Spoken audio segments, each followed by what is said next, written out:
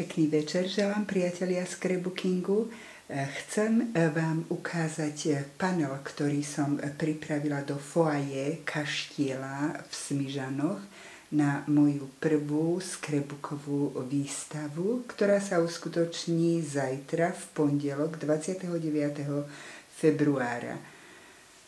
Na panel som vystavila moju fotografiu a nejaké slova o mne, o scrapbookingu.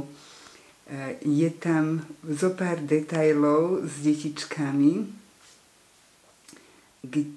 ktoré reprezentujú moje vnúčatá. Vidno to tam dole. 4 detičky pod dážnikom a jedno pod perinkou, to je tá moja najmladšia vnúčka.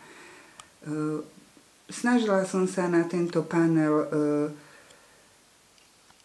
urobiť niekoľko techník, ktoré sa v scrapbookingu používajú.